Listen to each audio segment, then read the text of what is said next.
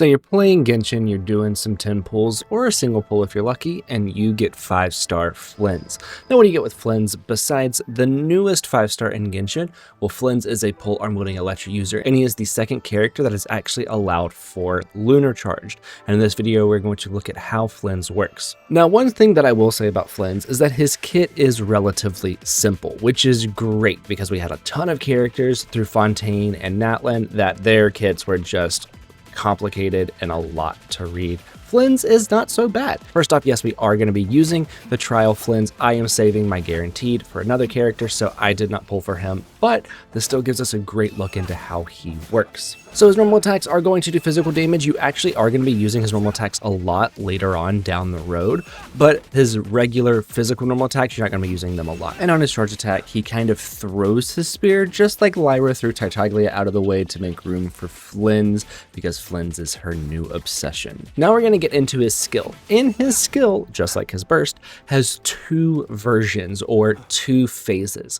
So his first phase is going to be whenever you use his skill, it's not going to do any electro damage, however, it is going to give your normal and charged attacks electro conversion. This cannot be overridden, so if you were to run him with C6 Benny, it's going to stay electro. It's not going to actually go over to pyro. Now during this, if you use his normal attacks or his charge attacks, they are going to be electro converted and he is going to do electro damage. He cannot, however, plunge attacks. You cannot run him with somebody like Cloud Retainer, but this is going to be one of his main sources of damage. You're going to be using this conversion onto his normal attacks a lot.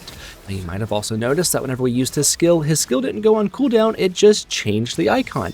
Well, like I said, he does have a second phase to his skill. If you use it again, it is actually going to do another instance or several instances of electro damage, as well as kind of putting this cool looking aura around our screen. This is actually how you activate the second part of his burst. So the first use of his skill, electro conversion.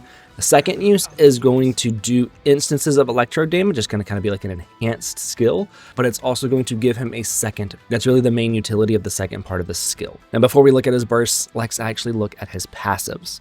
His first passive is going to gain a buff based on the moon sign. If you have the Ascended Gleam moon sign, then it's simply going to give the lunar charge reactions triggered by Flynn a buff. His second passive is going to increase his elemental mastery based on his attack. That's it. The third one is going to be that it allows him to be the lunar charge, the character that allows for lunar charged. Again, his kit's super simple. I love it. So now for his burst. If we simply just hit R and we use his burst, it is going to be the one that you're expecting, the one with the 5-star animation where he comes on the field and he does a ton of instances of electro damage, dealing lunar charged damage. If we use his skill, and then the enhanced skill, as long as there is a lunar charged cloud above us, and as long as we have used an enhanced skill, his burst icon is going to change. The second instance of burst is going to use less energy, and it is going to do a large amount of electro lunar charge damage again. So the way that you would kind of use his kit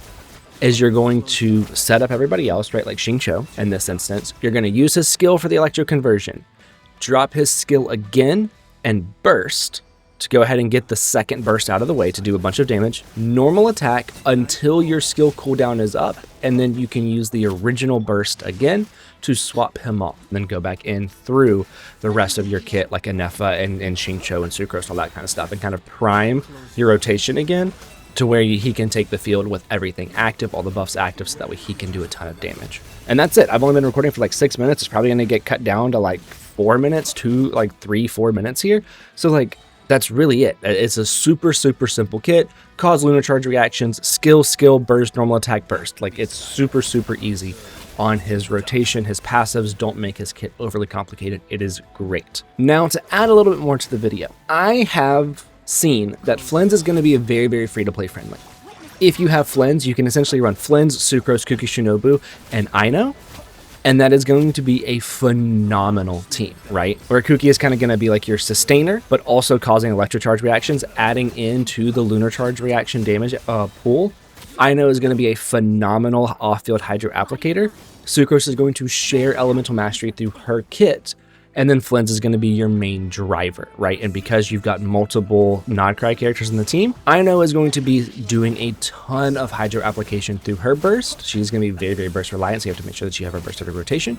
But through that entire kit, you will be able to cause a ton of lunar reactions, and it's going to be a relatively simple kit rotation using those four. That is going to be a very, very strong free-to-play team, I believe. So that's just a little bit of extra information. Now, whenever it comes to artifacts, again, it's relatively simple. You're going to be using Night of the Skies Unveiling. It's going to increase elemental mastery, and then it's going to have a bunch of stuff to do with the lunar charge reaction. When nearby party members trigger the lunar charge reaction, if this character that has this equipped is on the field, they will gain the Gleaming Moon effect for 4 seconds. It's going to increase the crit rate by 15 or 30% depending on your moon sign, and all party members' lunar reaction damage is increased by 10% for each of the different effects, right? So by running Flynn's and in this case Anefa or Flynn's and Ino, you're going to be getting a 30% crit rate buff to Flynn. So he has like 55 here. Well, in reality, he's going to be having 85. So it's going to be super, super simple to build him where you're going to kind of invest more to crit damage and crit rate. Now, whenever it comes to the main stats on these artifacts, you're most likely either an EM or attack sands. I believe attack is a little bit better. An attack or EM goblet, I believe, again, attack is better. You're probably not going to be running an electro goblet. You're most likely going to be running an attack because of the lunar charge damage and how lunar charge works.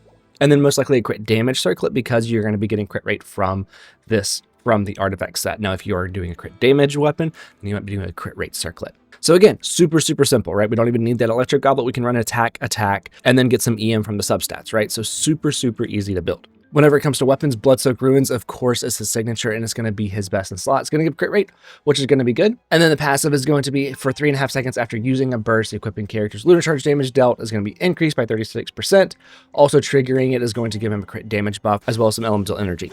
So this is another reason why in the rotation, I was saying skill burst, because this 3.5 seconds afterwards is going to be contributing over to the damage that you're going to be getting from the weapon. So with this weapon in particular, you're definitely going to do skill, burst, normal attack, burst, normal attack, right? So that way you can keep up, so that way you can use all 7 seconds of this buff. Now, some other options for weapons, if you do not have his signature, basically anything that's going to either give you elemental mastery, attack, crit rate, or crit damage. I believe that attack is a little bit better. So something like Cyno's signature or a Nephis signature is going to be good. Also, Primordial Jaded Winged Spear can also be good.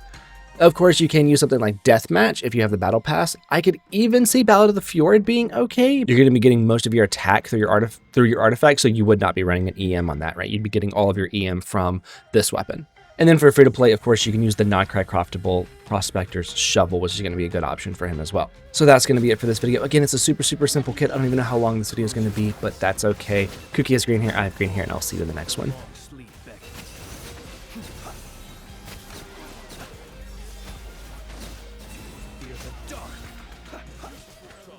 Rain outlines your fate. Witness the power. Close your eyes. Be silent. Too tough.